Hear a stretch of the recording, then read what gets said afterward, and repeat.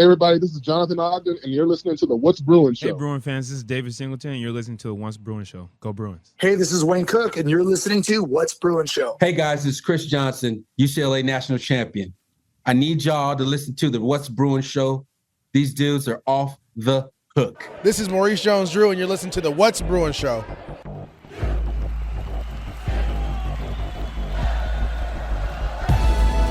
You're listening to the What's Bruin Show, part of the What's Bruin Show network, with your hosts, Jake Berryfield and Mike Regalado, and occasionally some friends, talking all things UCLA sports. And now, it's time for the What's Bruin Show. Hello, welcome to What's Bruin. I am your host, Jake Merrifield, and I'm joined by my good buddy, Mike Regalado. He's working here. Where are you, Mike? There you are. Mike Regalado. How are you doing? What's up, y'all? Coming to you live from the SGV. Because he's sick again. Yeah, goddamn kids. I'm wondering, Megan, my daughter, had a very sick first semester up at Berkeley, go Bears, and she was like sick every other week, and I was like, do you have mono or something, dude? Go Bears. But I might have to start asking the same question, Mike. I mean, No, my thing is, I actually don't get, this happens quite a bit. I actually don't get sick for a long time. I don't know why, but when I do, and I always know it's coming, once a year, I just get floored. And sometimes it's over in a week. Sometimes it's like multiple, like this last few weeks. Sometimes it's just one thing that lasts a month. But I know that like maybe once every 3 years, I get this bombardment of sickness, and it just takes me down. But I'm back, baby. Wow. That couldn't have been more emphatic, Mike. Great job. That's amazing. All right. Well, whatever. It is Tuesday night, and so you're kind of got one eye on the UCLA men's team. They're playing on the cock right now against Michigan State. Old Sparty is beating them around, really just smacking them around. It's just wow. It is. They've been outscored in both halves so far, and they started off really poorly. Right now, they're down by 28 points, and it ain't going well. So we'll talk about that first, and then we'll talk about the women's continuing to dominate and win. And then you want to talk a little bit about the football coach's speech, which is cool. And then it'll be What's Bruin with You time. And I do want to mention a couple of the other sports around the Bruins because it's time to celebrate them a little bit and get ready for that. And then we'll be done. Yeah, so, actually. With that being said, Mike, What's Bruin Show on the What's Bruin Show Network. If you haven't listened to The Bare Minimum, I posted a couple of those. The Bare Minimum. In the last couple of weeks that were kind of fun. Megan's experience at the Super Bowl, I thought was a pretty good show to listen to. So if you want to seek that out, go look for that. You can support the show on Patreon or on the Substack. Look down in the show notes. And also, Jamaal's been doing... You're just all about the West Coast bias. You don't like the East Coast. A lot of West Coast biases as well. And he did something on the trade deadline the last episode we just did. So go look at those. They should be in your feed. And thank you for your support. Now, on to what we're going to do now, which is basketball talk.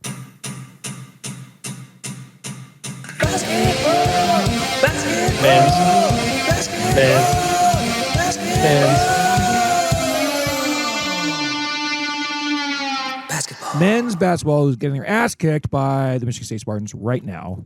Sparty is going crazy. I to the Izzo is laying it down right now. So, Mike, we were talking last week, and I guess my question here is this.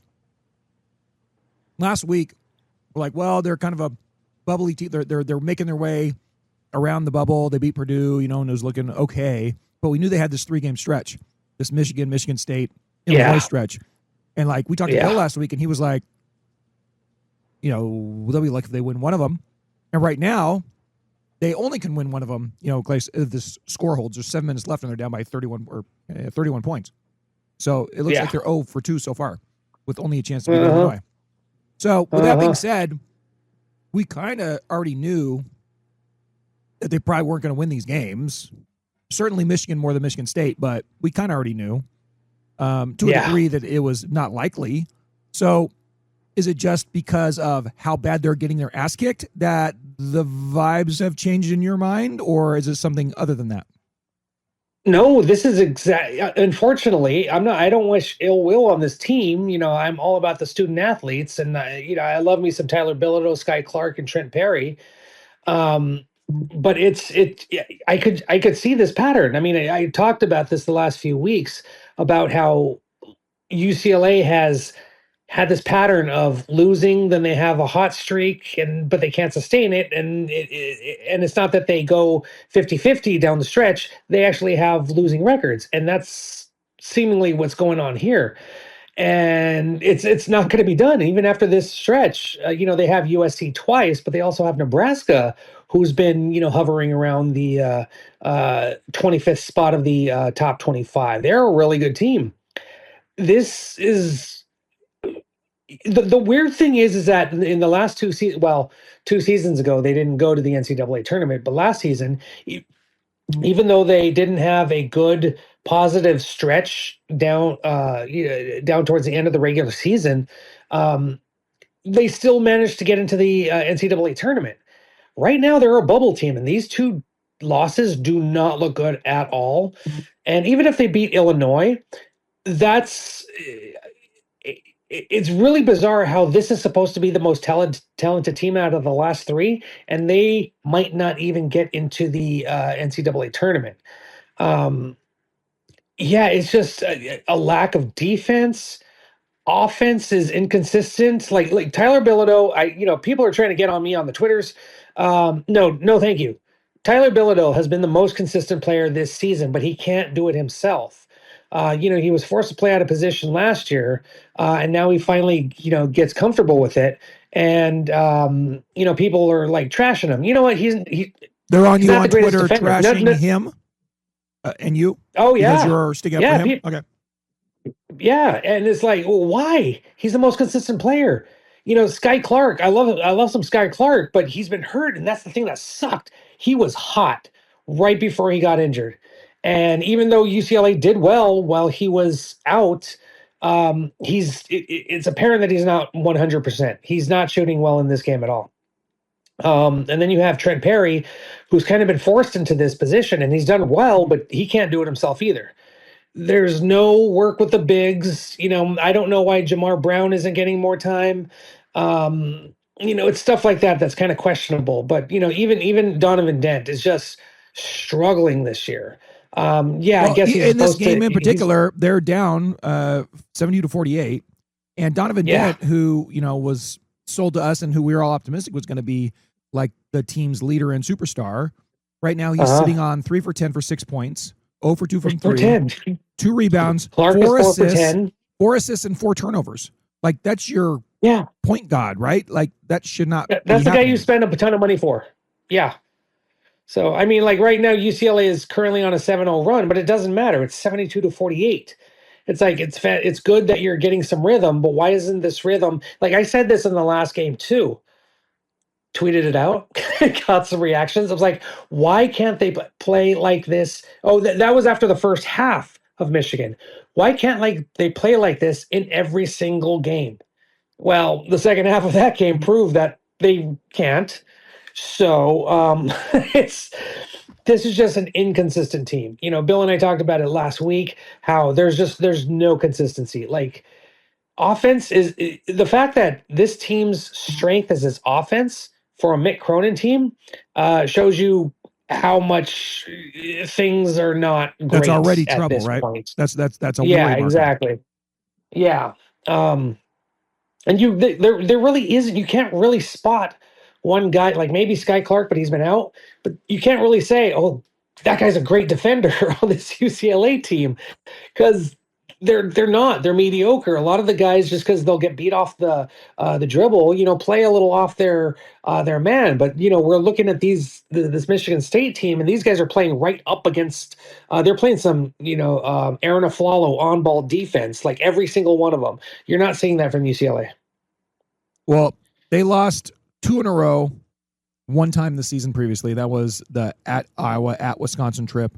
Iowa was ranked at the time just barely in the top 25. And that was pretty ugly. But that's the only time they've lost 2 games in a row until now, because they're going to lose to Sparty. I think it swept on the road by the Michigan schools, with a chance to get beat again at home to Illinois, which will be on Fox on 2/21. Mike, if they lose these 2 games, what are you thinking about the Illinois game at that point? Or, I'm sorry. Now that they Like, lost these two games, what do you think about the Illinois game? Yeah, well, that's the thing too. Illinois is doing very well right. I can't even speak. They just punked. God, who was it? Was it Wisconsin? I don't know. There was a game in the last this past weekend where they just Indiana trounced their by opponent. 20. They beat Indiana by 20. Yeah, there it is. Thank you. They're doing so well too. I mean that Illinois team, they're not getting a lot of attention in the Big Ten. You know, I guess the Michigans and the Michigan States and the Ohio States, you know, they're the ones that are the moneymakers. But Illinois is making some noise, And I have a feeling that they're. And just to put it in perspective, just a few days ago, when was this game? They lost to Michigan State on their schedule just a few days ago, only by 3 points, 85-82. Yeah. So and they want to. Okay, isn't it crazy how fast? Okay, like January, that was like 3 years long. All of a sudden, we're halfway through February. What the heck, dude? By the way, happy Lunar New Year to you and your family. Thanks. But yeah, it's Illinois. They obviously want to make some noise and they want to compete for the championship and obviously get a better seed in the tournament. So I'm sure that they're going to come into Pauley Pavilion and understand what's going on with the Bruins and take advantage, similarly to what Michigan and Michigan State has done. Oh, great. Now Sky Clark is on the floor. Fantastic. Oh, great. Well, there's that. God damn it. It looks like it might be his calf. Anyway, enough of the commentary. Yeah, it looked like he might have landed wrong or pulled it. I don't know. This is like... This is up to the minute updates here. Yeah, here, Mike. Is it like this? How bad is this? Be honest. Is this Windows Vista bad? It's not iPhone 4 bad, is it? Don't tell me this is Zune bad. Yeah. I'm sorry. Yeah, it's Apple Maps bad. Oh, yeah. It's Waves bad. Sorry, I don't like Waves. Me neither. But that's okay. It's horrible. It's pretty bad though. Yeah. That's what we're saying. Yeah. Right. It's not great. So yeah, I don't know what's going to happen because obviously just today on Tuesday, UCLA was part of the last four in. And that's still after they got beat by 30 at Michigan. They're losing by 27 right now at Michigan State. I can imagine that they will get knocked out, be one of the first four out tomorrow. Yeah. And depending on what happens with Illinois, yeah, it's not looking good. And there just does not seem to be any change, any positive progression, any evolution by anybody, let alone the collective of the team. So that's, oh my God, they just gave a breakaway. Insane. This is horribly bad. This is giving, and there's a scuffle, it seems. Oh my. This is giving like 2012, 2013 vibes with Howland. It's just like this team is just falling apart. Like it just, Howland had control. Just like, and Cronin is yelling. He told, what was that, Jamerson? He told him to go to the locker room. Wowza. Oh my God. He sent Jamerson to the locker room. What is going on with this team? Michael. Oh my God. This is falling apart for UCLA. UCLA's always been pretty soft. Okay, that wasn't even a. I don't know. That didn't seem like a big foul. It seemed like. Yeah. Okay, he hit him on the back of the head, but he was going for the ball. That's kind of a weak action by the Michigan State player who went up to Jamerson. I don't know. And for Cronin to throw him out, that's a bit ridiculous. I'm sorry. This is live. This is live reaction. This is the weirdest podcast we've ever had. I don't know about that, but it's pretty weird. That's all right, Mike. So just monitor that with one eye, and then we'll keep talking here. But that's insane. I think I got to hear what Josh Lewin says after this. Here, we got to take the Godfather. I'll give you some time to watch this a little bit, and we'll just play what we're feeling right now. Because sometimes no. I mean, this literally sums up what is happening with this team. Giving all your love to just one team. So you're saying there's a microcosm of the UCLA season? That's what you're saying? Pretty much. It's like nobody knows what's going on. People are overreacting or underreacting. I don't know. Anyway, just looking ahead, this isn't looking good. This game is not helping the situation. Okay. Well, things aren't looking good right now. Things aren't looking good in the future, in the immediate future, because they have this game against Illinois, and then they still have Nebraska to face as a ranked opponent to try to get in to the tournament. They have that. Well, on the bright side, they have 2 ranked opponents that they could theoretically beat to make a good case for themselves. In addition to 2 against SC and 1 against Minnesota. On the downside, when they're playing like this, and they just get curb stomped by Michigan State and then by Sparty and then Michigan before that, there's not a whole lot of faith that they will be able to win any of these, win these 2 ranked games. So I guess we'll put a pin in that. And if you have anything else to say as we go on, Mike, just interrupt yourself when we're talking about the other things. But let's get on to women's basketball. Thank you. Women's. Women's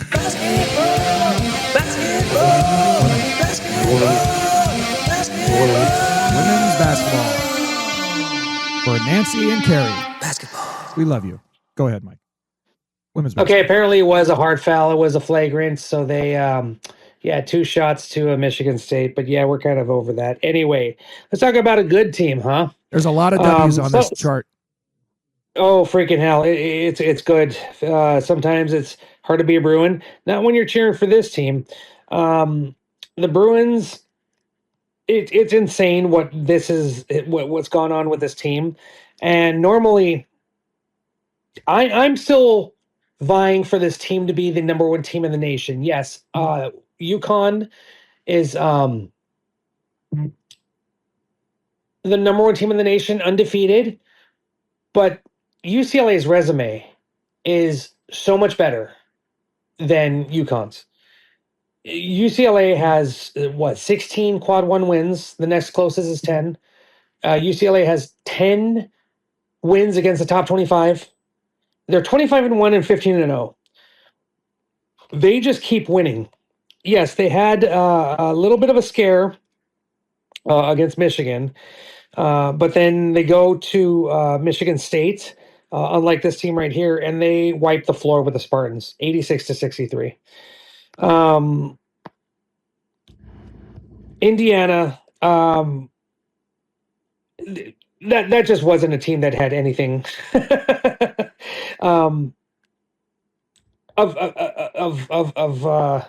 they didn't have any weapons. They were shorthanded. Their best player, who rolled her ankle in the game prior at USC and didn't play in that game, apparently did the same thing early in this game. So they were without their lead scorer, and the Bruins just did what they just normally do to basically everyone. They beat Indiana 92-48, and they're just rolling right now. And yes, there are a few complaints. Sorry, there are a few complaints that and it's legitimate. The Bruins have lulls, and even against Indiana, they had there were some moments where in the first and second quarter where it wasn't typical Bruin basketball, but they right the ship pretty easily. The only thing is that you don't want to do that against some of the good teams that you may potentially face in not only the Big Ten tournament, but also the NCAA tournament. Are you talking about, like at the 5:27 mark in the first quarter where their win probability percentage dropped down to 98.7%? That is very disappointing. Yeah, it was ridiculous. It was ridiculous. So, but no, but that's the thing.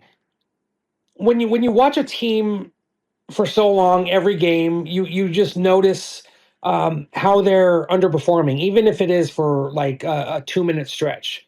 And that's something that Corey Close is cognizant of, and she's worried that might happen in the postseason, as we all do. But well, yeah, you as can't you're have playing, it. You have to have as perfect of a game as possible.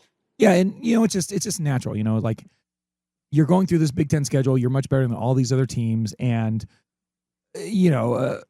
I think it shows something that even though Indiana, like I said, is undermanned, undergunned, they're totally undergunned. They're still beating them by 50 points or whatever. But still, once you get into the tournament, you're facing progressively better and better and better opponents. And this team's goal is not to make the Final Four at this point; it's to win the NCAA title, right? And when push comes to shove, you're hoping that they get tested enough in the regular season to, be up for the tests that are going to be coming in the NCAA tournament. Is that fair to say? Yeah. So with that being said, Mike, yeah, exactly. In the Big Ten tournament, which they'll be favored to win, obviously, who's the team in the Big Ten tournament you think can give them the best test?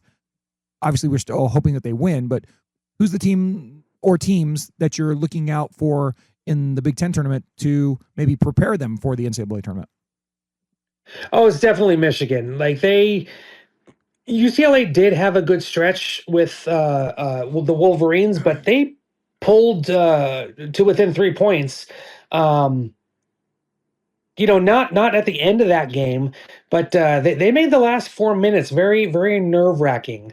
And I can imagine that they want some revenge on UCLA if they were to meet maybe in the Big Ten championship game.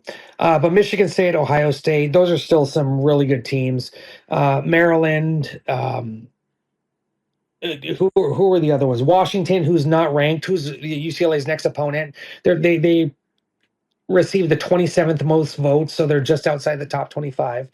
Once you get to tournament time, anything can happen. But it does seem like UCLA is one of the four to 5 to 6 teams in the nation that you can count on to be as consistent as possible game to game.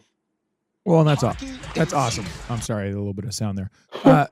And so as they're going down the stretch here, there's only 3 games left before we get into the conference tournament play. Do you have any major concerns other than, oh my God, please just stay healthy as long as you can stay healthy? Honestly, I've been thinking that. I haven't wanted to say it. But yeah, just stay healthy. Luckily, there hasn't been any major or even minor. Just stay healthy. It's good that they are blowing teams out for the majority of their games, which allows Corey Close to pull her starters, with 5 minutes left in the game, sometimes 3 minutes left in the game. So that's good. Stay healthy. Although here's another thing I thought about. If Lauren Betts goes down, that's probably it. If one of the guards goes down, I think they could absorb that. They do have some good depth, but if one of the 4 guards goes down, I think they can work through that. Kiki or Gabriela Jaquez or Gianna Neepkins or Charlize Leisure Walker. That's what you're talking about? Exactly. Yeah. Exactly. Because you have Lena Bilic, who hasn't played a lot, but when she has, she's been a freaking spark plug. Right. Kanamuzzi has played even less, but she's had some quality time. But also, obviously, you don't want Betts to go down.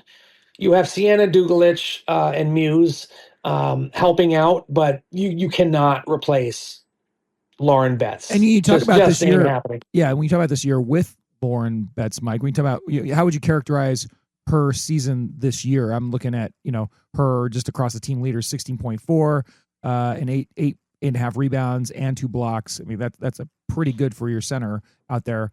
And she's playing the 5th least or only the 5th most minutes on the team of the she's behind on minutes per game behind Kiki, Jaquez, Neepkins, and Leisure Walker.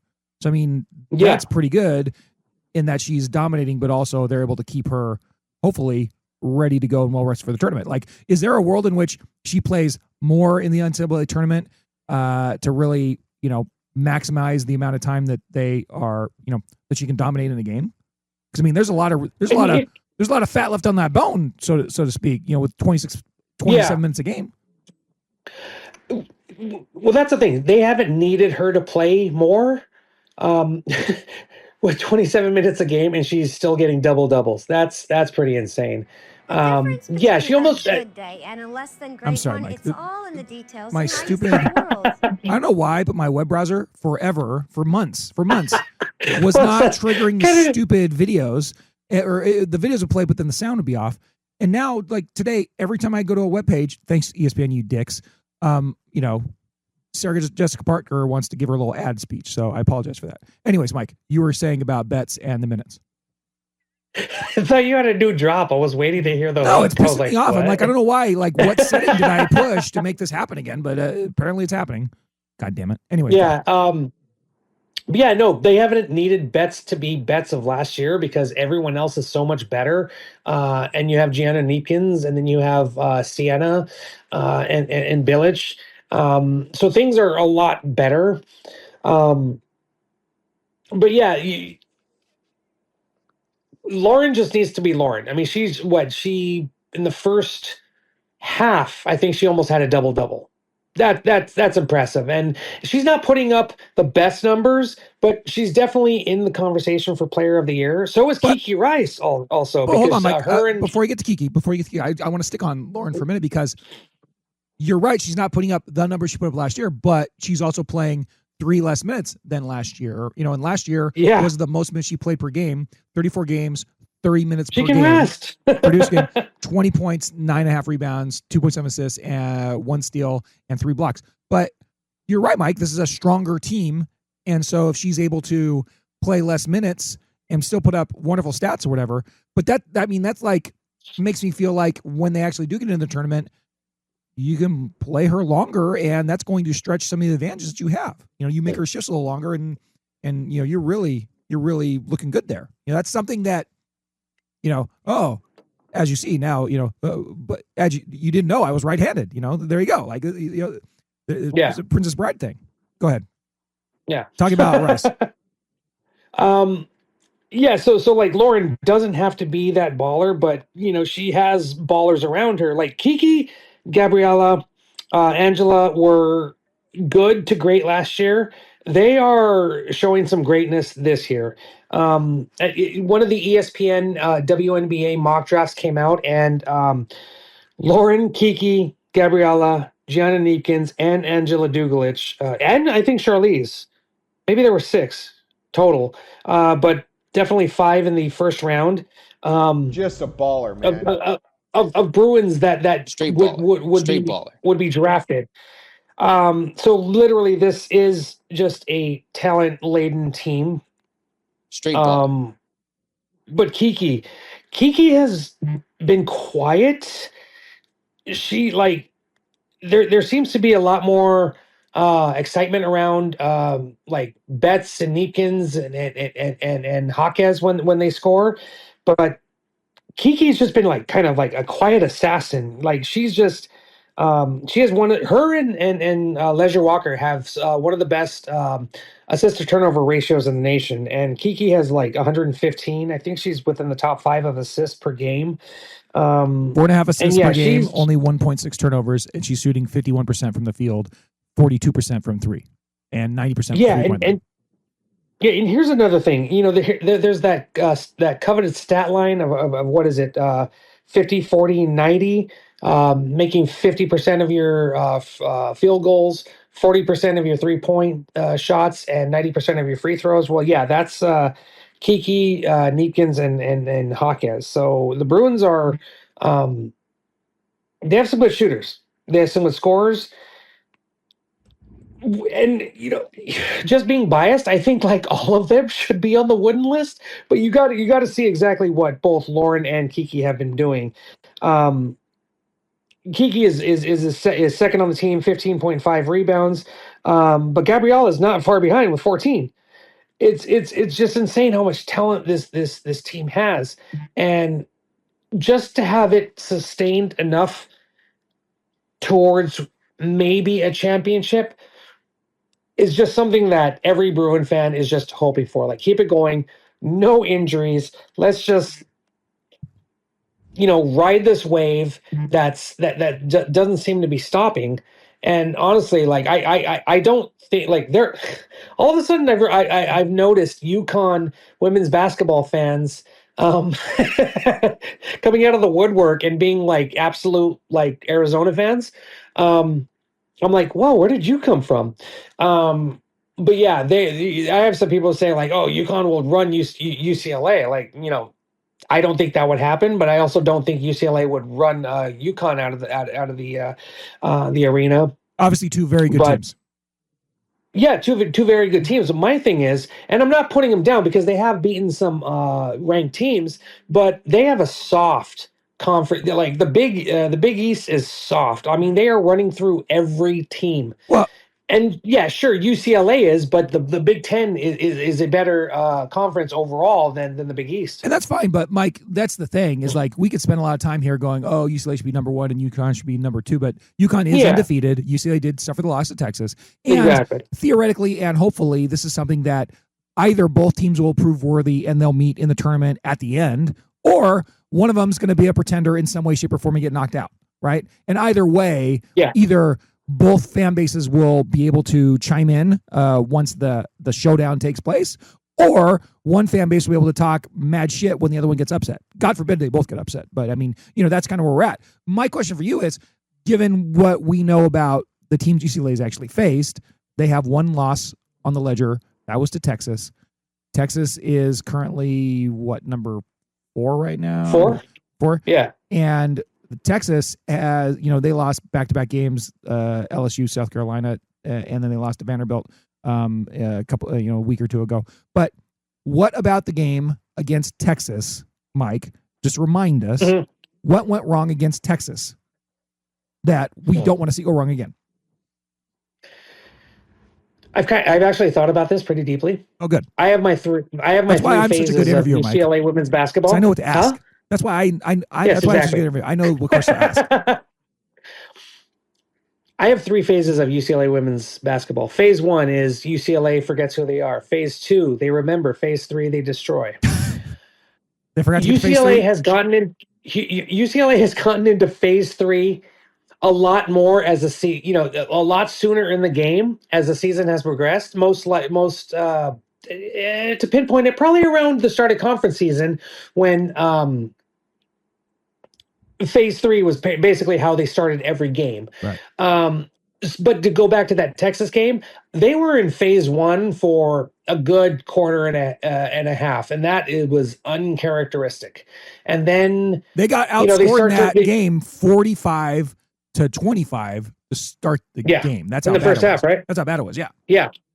And then all of a sudden, like in the third quarter, phase 2, they remember who they are.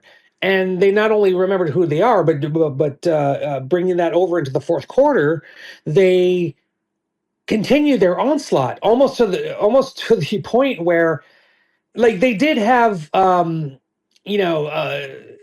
did have some like really. Their attack down the stretch was really good. But they were just too far behind to where Texas could just like keep them at arm's length. They basically stiff-armed them into the end zone. Yeah, not down by allowing 20. UCLA to have a counterpunch. They closed to 4, but then couldn't get over the hump. Yeah, exactly. And that was the thing. They just started slow, and they uncharacteristically started slow for a long time. That was just a weird. Maybe it was the pre-season. No excuses. They lost. That's on them. They tried to come back. They didn't. They have that one loss. That's why they're at number 2 right now. And overall, which came out on Saturday, they are the overall number 2 team in the early top 16 seeding rankings. So unless Connecticut actually plays Villanova tomorrow at Villanova. Not a great team, but Villanova's pretty good. If Villanova can pull off this win over UConn, that's going to be huge in the women's basketball world because that's going to give obviously UConn their first loss of the season, but it's going to be very telling in a weak conference, and that's obviously with UCLA getting things done this week. That should give UCLA number 1, but I'm not betting on that. As it is, UConn, undefeated. UCLA, even though, in my opinion, they have a better resume, they're at number 2. Okay, that's fine. And in that game, just going back to the Texas game where they lost, they also had 20 turnovers, which I think is pretty uncharacteristic of the team. Bad. All right, Mike. Well, I think That's that's a lot of great basketball talk, both the men's and the women's. How are we looking with old Sparty right now with the final? Oh, yeah, no. Game over. What was the final? Hang on. Why is my thing not updating? It's taking forever. I got it here. 82-59. The Bruins are outscored in the first half by 20. They're outscored in the second half by 3. And as I said, I to the Izzo really bonks them over the head. And now they'll come back, slinking back into town to face Illinois in a few days.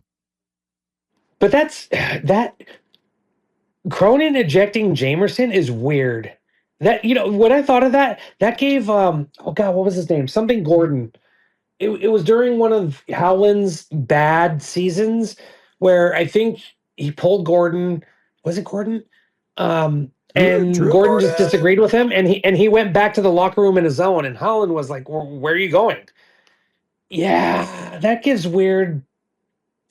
I've lost the locker room vibes. Well, it seems like Cronin did this just as a reaction because he was mad. Did they call a flagrant on him on that play?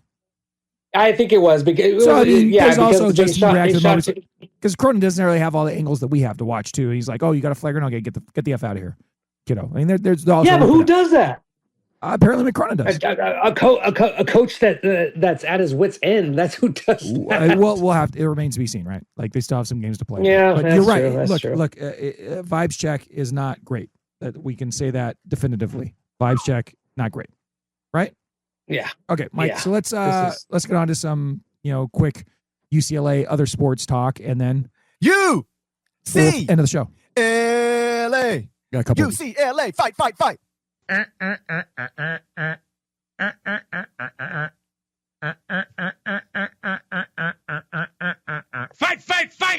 I'm happy that UCLA won. I'm happy that UCLA won. Okay, so Mike, couple little stories for the non-basketball, non-football. Number one in the preseason rankings. This story just came out today on UCLA Bruins. In the rankings and in your hearts. Beach volleyball preseason number 1. So that's awesome. That's good stuff, right? I like that. Uh-huh. And they're number 1 ahead of Stanford, Cal Poly, and the stupid Trojans. So that's good. UCLA will face 5 top 10 teams on opening weekend at the Outrigger Duke Kahanamoku Beach Classic in Hawaii. So we got that coming up. So let's see how they do over the weekend. And we'll hopefully come back and talk about them and how good they continue to be doing. So, yes, good luck to Ensley Alden, Maggie Boyd, Kenzie Brower, Harper Cooper, Alexa Fernandez, all listed on the page as the beach volleyball team that, I'll take their word for it. But straight baller. All of them. Straight baller. All of them. Straight baller. Good job, ladies. So, also, we got softball. There was an announcement that came in my email today about the softball team, and that is that the schedule's out and they're getting ready to dominate, right? So we got that going for us. Mike. Yeah, softball's been going. Why is my thing not working? I don't know. I was going to bring up the schedule for softball, who has been just annihilating. I think they are ranked something like 10th in the nation, which, I mean, come on, do better. But that's funny. Okay, my internet is just being weird all of a sudden. But so they've been off to a good start. Baseball comes up, and I want to talk about baseball yet, but anyway. We'll talk about baseball next. Megan Grant is back with the softball team. She's unfortunately her I wouldn't say it's over her stint. I don't know what's going to happen with the NCAA tournament. Although because she did not a huge contributor to the basketball team, obviously, but it would be nice to see her maybe at a few games during the NCAA tournament. That would be awesome for this two-sport athlete. But yes, softball. My thing is not coming up. Jake, do you have the softball schedule? I do, yeah. And they're 7-3 so far, and they took an L to the Okie State and they took an L to That was a tough one. Yeah. Tennessee. That was a really rough one. And then they took an L to Florida State, but they beat LSU most recently, 8-0. And they're going to be a good team. So we're going to enjoy them as they play. And the women's softball is great. The thing I wanted to pull up was they just announced all the themes on the season, but I guess I must delete the email too. But there's a lot of fun looking games on the calendar. So get out there to softball and enjoy these ladies playing. Also, Mike. Yeah. Men's baseball is doing very, very well. Let's rock. UCLA baseball, and they just continue to kind of kick butt. So if you haven't paid attention to the baseball team, they are absolutely savage this year. See what I did there? And they're doing good. So let's get out there and watch them play too. They beat up the Tritons of UC San Diego. Yeah, they won 2 out of 3 of that one, but still, even though they lost on Sunday, Baseball USA, I think that's the ranking name. They kept them at number 1. So they're like, yeah, no, this is still pretty good. That's good. Yeah, and then what was it? Just today, they smacked around Tulane with a multi-home run game. So 13-5. That's what's happening there. Yeah. So they got TCU up, and then San Diego State. The 3-game series against TCU, San Diego State, and then on to some other play. So get out there and watch some baseball and softball and women's beach volleyball. Mike, you have any other of these sports you want to talk about off the top of your head? And it's okay if you don't. Not that. I do want to talk about Mr. Chesney real quick. But, that's right. I forgot about that. Hold on. As far as as far as the Blue 32, California, hood, hey! Football. You want to talk about a speech? Yeah, I mean, this went viral like real quick, and I'm loving Chesney already. There's a video of him talking with the team in one of their meeting rooms, and he's talking about how, you know what, we have to respect everybody here. And here's the quote. So he went into here's the quote. They're not here to pick up after you. Who's he referring to when he says that, Mike? They're not. Who's the there? Basically the housekeepers of the football facility center. Okay, so here's the quote. I feel icky saying the name. I don't want to talk about this right now, but let's just say the football facility. Just say the goddamn name, okay? There's whatever. No, Jesus Christ. I will not. They're not here to pick up after Chesney, you. what did he say? They're not here to pick up after you. They're part of our team. Don't think of them as if they're here to serve you. They're not. You're equal. They're just like the coach. They're just like any great player on this team. For the best team in America, it's never about one person, which is great. I love that. Dude, he is like tugging at the heartstrings. I'm like, if I was a parent and heard that, I'd be like, we're going to Westwood. Which, by the way, Hugo is showing more and more attention to football. So I think I'm going to have to address that quickly, especially because he wants to be a wide receiver. So we're going to work on that. Jake, we're going to need your opinion on stuff. Sounds good, man. Sounds good. Get him out there, practice with the Grizzlies. But no, that just to have that, I mean, yes, with UCLA being in Los Angeles, we want highlights and Showtime and all that. But it's also good to hear something like that. Like, this is a team. We are all a team. This is what we need to do to be successful. And you know, he even said too, like he's going to have some of the people that work there come in so that they know their names, they know who they are, they can say hello to them and address them properly. That just hit home with me, and with obviously a lot of fans and alumni that commented on it. So damn, Bob Chesney, good job, sir. So yeah, no, I just wanted to touch upon that because that just seemed like a key moment in this past week. And we'll see how it is. Like, obviously, if they get out there on the field and they lose all the games, and no one's going to give a crap about this. But if they are a vastly improved team and they're like battling like no other, and there's something to be really, you know, for all Bruin fans to take some pride in, then obviously we'll look back at this and go like, yeah, that's a great vibe check, you know. And it's like the same thing with Deshaun Foster. If they would have come out and kicked the shit out of everybody, no one would give a flying crap about the thing that happened at Big Ten Media Day his first go around. But they didn't, and they sucked, and so everybody's like, "Oh, that kind of told us what we need to know." So this is just one of those nice things that happened that if they all build up into a team that kicks ass on the field and really represents the school well, then we're all going to be thrilled by that. Right, Mike? Oh, yeah. Totally. Well, great. Here. Hey, Mike, I got a question for you. What's up? What's brewing with you? You ask me. What's brewing with me? Yeah. What's brewing with you? What's brewing with me? What's brewing with you? Mikey, what's brewing with you? Not much, because as I said, I'm just getting off of being sick for the second time in 2 weeks. And part of that had to do with the kids being sick. So taking care of them, and they're taking care of me. And it was just a cycle of sick. And I told everybody, we're just chilling out. So aside from watching UCLA get blown out at Michigan and the women's team destroying Indiana, we were just pretty much just chilling out and just watching the Olympics, which I'm just absolutely enamored with every time it comes around. Nice. I have gotten the kids, especially Hugo and Poppy, into the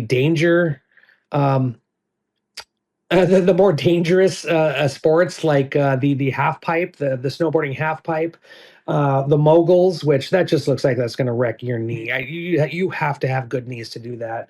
As well as the skeleton, which they were freaked out about. They were like, how fast are they going? I'm like, this is about 80 miles per hour with a piece of, plastic underneath them. As well as figure skating. Now, I got to say, I do enjoy figure skating because my mom enjoyed figure skating and she would make us watch it with her. And so it was funny, like when we were watching all of this, all of the figure skating events, I'm commenting on them and my daughters are like, wow, you're savage. I'm like, you know what? You should have landed it better. Yeah. A guy who's never done a triple Lutz in his life is commenting on these Olympic athletes. Yeah, but no, it was pretty fun. Yeah, exactly. Yeah, exactly. But no, it was really fun because like the kids and I are just like really getting into the Winter Olympics right now, and very sad that we are almost halfway through the second week, which means it's almost over. But dude, curling, I'm obsessed with that. We have to start a team, a league, or something like that. We got to figure this out. We can just get a shuffleboard. It's kind of the same thing. Yeah, but no, I want actual snow. You want to use little brushes? Yeah. I got you. And I want to drink some beer too. So, Jake, what's wrong with you? Thanks, Mike. I went to San Diego. I actually put some on Twitter. It was a video of me scuba diving in La Jolla shores, and I saw a bunch of lobsters. So if you want to see that, just go onto the Twitter feed and the video's there for you. But had a nice Valentine's Day weekend down in San Diego. The one thing that blew me away this time, which generally now, every time we go to San Diego, we're eating and drinking very, very well. And I really appreciate all the great locations down there. But I want to point out a couple of highlights just in case any of you are going to San Diego anytime soon. Number one of the best bars you can go to is called Born and Raised, and it's in Little Italy. And try to sit upstairs, but downstairs is cool too. It's a super like Art Deco, kind of 30s sort of themed nice restaurant / bar. But their bar is second to none. They make fantastic cocktails of all shapes and sizes and sorts. And you can't go wrong there. And that's not to undersell literally one of my favorite restaurants now at this point. I've been there 4 or 5 times, and it's a small national chain steakhouse, and it's called Eddie V's Prime Seafood. And there's like one in Chicago, one in New York, I think, or whatever. But literally, I've been here probably 5 times now, Mike. And every single time I've been there, I've been inspired at the end of the meal to call the manager over to compliment them with how great everything is. And nice. They actually have my favorite cocktail, I think, in existence. It's called From Eddie with Love, and it comes with a little card, and it's just a weird whiskey cocktail where the whiskey is treated. It's I can't remember the process it's called, but they clear the whiskey out and then they add some flavor to it. And it's amazing. It's an amazing cocktail. So I love Eddie V's. But that's not even the highlight of this particular trip, because I, like an idiot, booked Eddie V's for Saturday night, except for I didn't. I booked it for Sunday night by mistake. And so we walk into there on Saturday night and it's like hopping because it's Valentine's Day or whatever. And I'm like, oh yeah, we have a reservation. I'm like, no, you don't. I say, oh shit, I guess it's tomorrow. So we had to go find a place to eat on the fly. And we went to a place down the road called Smokin' Joe's Barbecue, which is right in the middle of the Gaslamp District. Let me tell you, this barbecue was terrific. And they literally had the best pork belly I've ever had in my life. It was like double fried and just wonderful. And Mike, you know what pork belly is? I know you were vegan for a big chunk of your life. Yeah. It's like triple thick bacon, and it's amazing. Yeah, but it wasn't vegan before that. I'm just saying. Like some people, like they're like, what's pork belly? Most of the time when I get pork belly, I want to like it more than I actually do. But it was barbecue, right? This place, it was literally the best pork belly I've ever had. And then they had great brisket, and then they had good cocktails. And the I think it was the owner actually, but couldn't have been more gracious. And he was a very nice guy.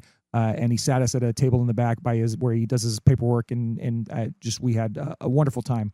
A meal that was just kind of accidental. And then, Mike, on our way out on Monday morning, we found another place that is now one of my favorites. And this is an awesome, Mike, you walk in and there's just bookshelves and bars everywhere.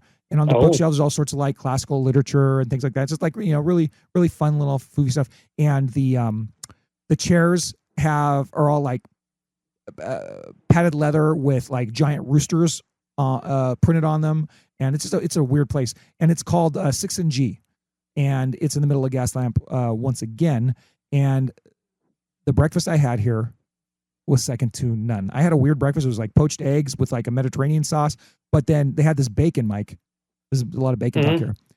They had this bacon, and they soaked it in jalapeno juice, but it didn't taste like jalapeno because I don't like jalapeno sauce. I don't like jalapeno taste, but just gave it a little bit of a mild heat to it. But then they double fried it in in brown sugar. And it's the greatest bacon I've ever had in my life. So I had, like, between the pork belly and the bacon, I was in like hog heaven. Ha ha ha. Pardon the pun. Where's my rib shot? Oh, no, not that one. I got to do that over again. Between the pork belly and the bacon, I was in hog heaven. Yeah. So it was amazing. So next time you're in San Diego and you need recs on where to eat, like, just listen to this because I just gave you a bunch. That's in addition to great Irish pub called The Field and a terrific Cuban place called Havana 1920. Those are down in Gaslamp as well. Mike, nice. That was a lot. So that's what's ruined me, man. Hopefully, I don't know, we do okay and we come back next week, I guess. What else you want to talk about? Nothing, right? Time to go. I think we're good. Okay, good. So, with that being said, Mike. Oh, and Mr. Benton. Hello, Mr. Benton. I'm getting your stuff, and at some point I got to compile it. I mean, we're a long way from football season, but all of your contributions are appreciated. Thank you, Mr. Benton. Hello, Mr. Benton. So, Mike, with that being said, how long are we before the women's tournament starts? It's a month out, 3 weeks out, 2 weeks out. So we got this week, next week, about 3 weeks. Okay, Nancy and Carrie, if you still have a plan to do your thing, let me know, and we'll coordinate. Well, 3 weeks for the Big Ten tournament. I want the NCAA tournament. That's what they're talking about. That's okay. 4 weeks. So we got a while, ladies. So whatever your plan is, let me know. And I miss you both terribly. And God bless you both. So, Mike, until next time, thank you to everybody that's listening. And we got to almost an hour here, so that's good. And Mike, what do we say to everybody? Go Bruins. Good evening. Smoke 'em if you got 'em. That was the What's Bruin Show. Oh my God. Try us tomorrow. Same bat time, same bat channel. It's got to be in or out, Mom. In or out. Well, I need the door closed. Thank you for your cooperation. Dude, Rock, we play some ball on the West Coast. The final word is boob.